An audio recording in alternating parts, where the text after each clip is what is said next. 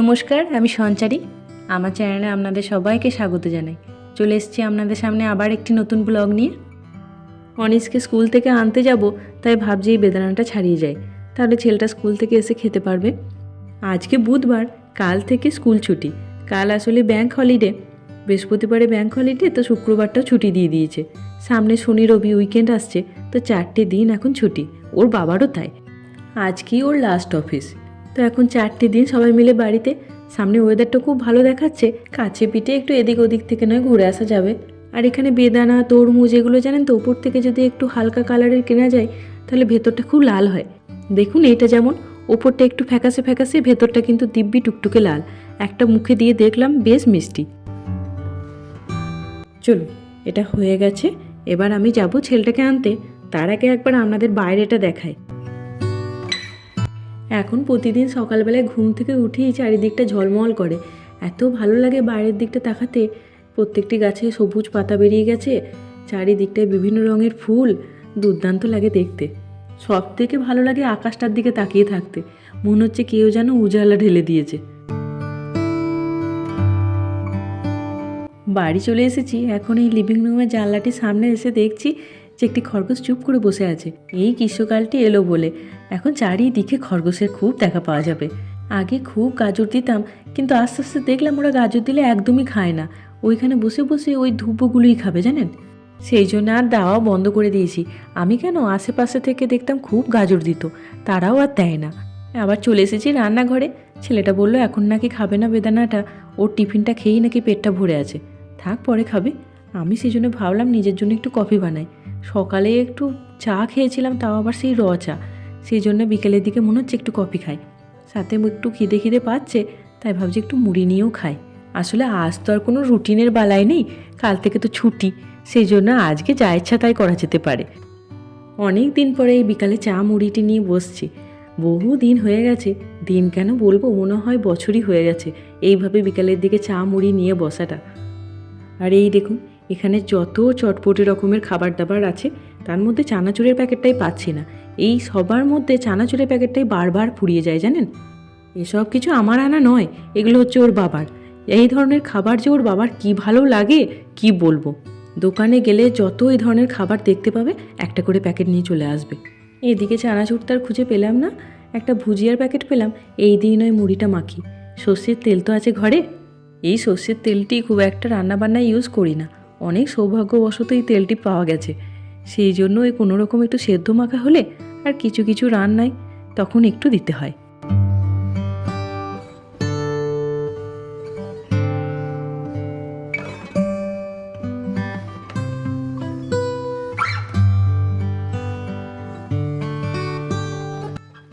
চলুন এই জানলার সামনেটিতে বসে কিছুক্ষণ সময় কাটাই, তারপরে রাতে ভাবছি পিৎজা বসাবো। সেই জন্য সমস্ত কিছু ফ্রিজ থেকে বার করে রেখেছি, যা যা দরকার। পিৎজা বসালে সেদিন আর বিশাল কিছু চাপ থাকে না, খুব তাড়াতাড়ি তো হয়ে যায়। একটু সাজিয়ে গুছিয়ে ওভেনে ভরে দিলেই হয়ে গেল। বাড়িতে সবাই আনন্দ করে খায়ও। এই জায়গাটি আমার খুব প্রিয়, আপনাদের হয়তো বহুবার বলেছি। এই জায়গাটি মন খারাপ হলেও একটু বসি, মন ভালো থাকলেও একটু বসি। আবার ধরুন সময় কাটছে না বা ফোন দেখতে টিভি দেখতে কিছুই ভালো লাগছে না, তখন এখানেই চেয়ারটি নিয়ে চুপ করে বসে থাকি। আর এখানে বসে থাকতে থাকতে চিন্তা ভাবনাগুলো একবারে পিছনের দিনগুলিতে চলে যায়। সেই ছোটোবেলার কথাগুলো বড্ড মনে পড়ে। এই যে এখন মুড়ি খাচ্ছি, প্রায় দিন সন্ধেবেলায় আমি বিয়ের আগে খুব মুড়ি খেতাম এরকম।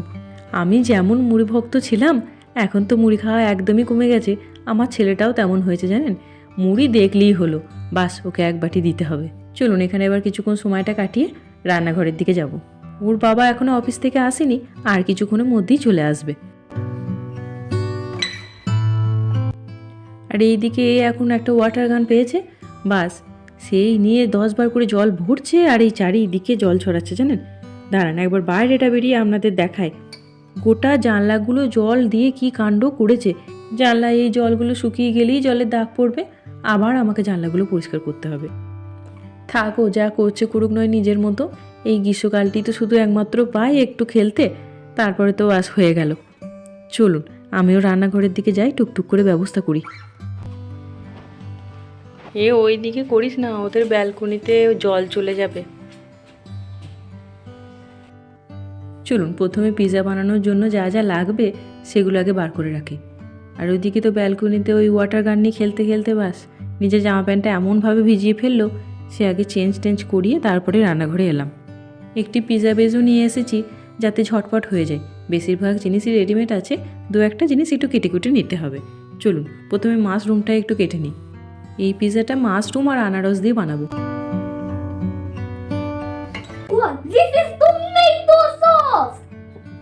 যেই কানে শুনতে পেয়েছে বাড়িতে পিৎজা হবে, বাস এখন রান্নাঘরটির থেকে আর নড়বে না, এইখানেই এখন অত্যাচারটি থাকবে। প্রথমে কটা মাশরুম ধুয়ে নিই গোটা গোটা, তারপরে নয় ছোটো ছোটো করে কেটে নেবো। এখানকার মাশরুমগুলো না একটু অন্যরকম খেতে, জানেন, ইন্ডিয়াতে যেমন মাশরুমগুলো হয় তার থেকে অনেকটাই আলাদা। তবে মাশরুম গরম গরম ভাতে একটু পেঁয়াজ কাঁচা লঙ্কা দিয়ে ভাজা ভাজা করলে বেশ লাগে কিন্তু খেতে। বাকিটা তাই করব, এই কটা শুধু পিৎজার মধ্যে দেবো। আজ প্রথমবারই মাশরুম দিয়ে পিৎজাটা বানাচ্ছি, আগে চিকেন দিয়ে বানাতাম বেশিরভাগ সময়। আপনাদের কিছুদিন আগে বলেছিলাম চিকেন খেতে আমার একটু অসুবিধা হচ্ছে, সেই জন্য কিছুদিনের জন্য একটু অ্যাভয়েডই করছি। আমরা যে অ্যাপার্টমেন্টে থাকি এখান থেকে পায়ে হেঁটে প্রায় 10 মিনিট দূরে একটি পিৎজা শপ আছে, তাই মাঝে মধ্যে পিৎজা খেতে মন চাইলে ওখান থেকেই নিয়ে আসা হয়। আবার বন্ধুরা সবাই মিলে বাড়িতে এলে হঠাৎ করে যদি কোনো প্রোগ্রামের প্ল্যান হয় তাহলে ওখান থেকেই পিৎজা আনা হয়। এরকম একদিন উইকেন্ডে সন্ধ্যেবেলায় ঠিক করা হলো পিৎজা খাওয়া হবে, তো ওর বাবা গেল ওইখান থেকে পিৎজা আনতে। এমনিতে চিকেন খেতে পারছি না, সেই জন্য এই মাশরুম দিয়ে পিৎজাটা আনলো। বিশ্বাস করুন এত ভালো লেগেছিল খেতে, তারপরের উইকেন্ডে আবার আনা হয়েছিল। তখন আমি খেতে খেতে দেখলাম যে ঠিক কী কী দিয়েছে একবার দেখি তো, ঘরে একদিন বানিয়ে দেখবো। তাই জন্য আজকে প্রথমবার ট্রাই করছি, দেখা যাক যদি ভালো হয় তাহলে ভালোই হবে, মাঝে মধ্যে মন চাইলে ঘরেই বানিয়ে খাওয়া যাবে। এবার একটা চিলি পেপার কাটলেই হয়ে যাবে। পেঁয়াজগুলো তো একটা একটা করে ছাড়িয়ে নিয়েছি, এবার শুধু সাজানোর পালা। ছেলেটা আমার পাশেই দাঁড়িয়ে আছে, কখন আমি ওই সাজাতে বসবো আর ও সেখানে হেল্প করবে। ওদের স্কুলে খুব এগুলো শেখায় জানেন, কোনো দিন বান বানানো শেখায়, কোনো দিন কাপ কেক বানানো শেখায়, কোনো দিন আবার পিৎজা বানানোও শেখায়। ভালো হবে, বড় হলে তখন বানিয়ে বানিয়ে খাওয়াবে আমাদেরকে, তখন দেখবেন আর খাওয়াচ্ছে না। চলুন কাটাকুটির পর্ব সব শেষ হয়ে গেছে, এবার এই ট্রেটার মধ্যে একটা বাটার পেপার নিয়ে নেবো, এর মধ্যেই পিৎজা বেসটা বার করে তার উপরই সাজিয়ে নেবো একেবারে। ওভেনটা আমি অলরেডি প্রিহিট করতে দিয়ে দিয়েছি, ততক্ষণে সাজানোটাও হয়ে যাবে। মাঝে মধ্যে কেক বানানোর বড় ইচ্ছা হয় জানেন, কিন্তু আমার দ্বারা একদম হয় না। কিছু বছর আগে একবার চেষ্টা করেছিলাম, সে একদম পাথরের মতো শক্ত হয়েছিল, তারপর থেকে আর চেষ্টাই করি না। এই পিৎজা বেসটার সাথে একটা বাটার পেপার থাকে, কিন্তু একদম ওই বেসটার মাপে মাপেই থাকে। ট্রেটার মধ্যে যদি এক্সট্রা একটা বাটার পেপার না দেওয়া হয় তাহলে চারিদিকে চিজগুলো পড়বে আর ট্রেটা নোংরা হয়, সেই জন্য আমি সবসময় একটা এক্সট্রা বাটার পেপার দিয়ে দিই। বাটার পেপারটা ঠিক করে থাকছিল না বলে ওই তেলে শিশি এগুলো দিয়েছিলাম, এবার ওগুলোকে সরিয়ে নেবো। এবার আস্তে আস্তে এটাকে খুলে দিতে হবে।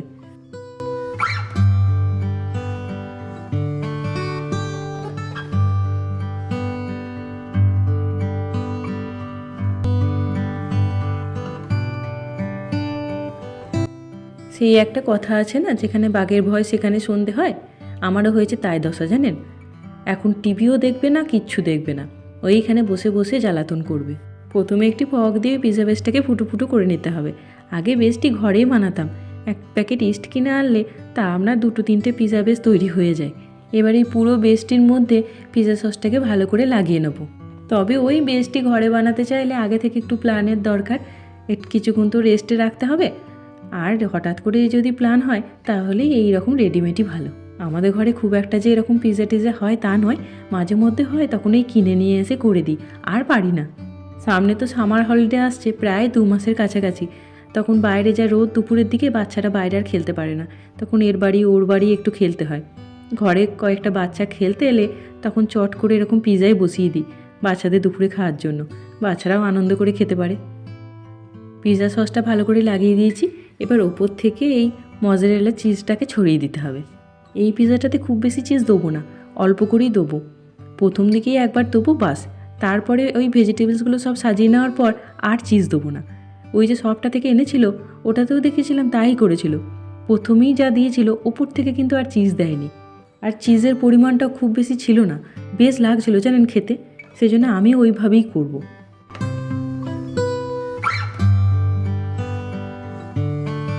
এবার যে মাশরুমগুলো ছোটো ছোটো করে কুচিয়ে রেখেছিলাম ওইগুলো এবার সাজিয়ে দেবো। বাড়িতে বানালে একটা সুবিধা হয়, পিৎজার মধ্যে যে জিনিসটা ভালো লাগে খুব, সেই জিনিসটা একটু বেশি করে দেওয়া যেতে পারে। দোকানে বানালে মাশরুম, পাইনাপেল এগুলো খুবই কম কম দেয়,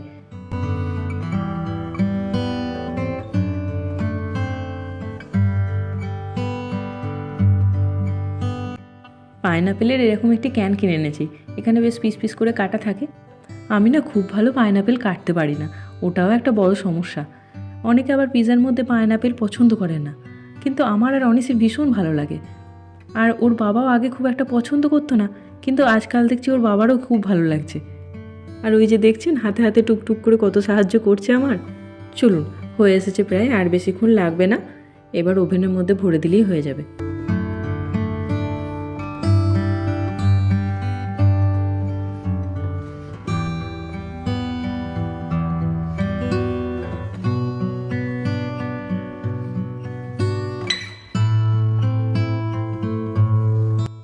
ওয়ান 50তেই প্রিহিট করতে দিয়েছিলাম, আর টেম্পারেচারটা বাড়াইনি, ওতেই রেখে দিলাম। একটু পরেই হয়ে যাবে। তাছাড়া খুব বেশিক্ষণ লাগে না, 20 থেকে 30 মিনিট মতোই লাগে। পিৎজা আমার হয়ে গেছে, ট্রেটাকে এবার বার করে নিই, সেই জন্য ওই কোস্টারগুলো রাখছি। গরম ট্রে তো। এবার ওই পিৎজা কাটারটা দিয়ে পিস পিস করে কেটে নেব। ছেলেটা অনেকক্ষণ ধরে অপেক্ষায় আছে, আর দেখতে কিন্তু বেশ হয়েছে। চলুন এবার খেয়ে দেখতে হবে।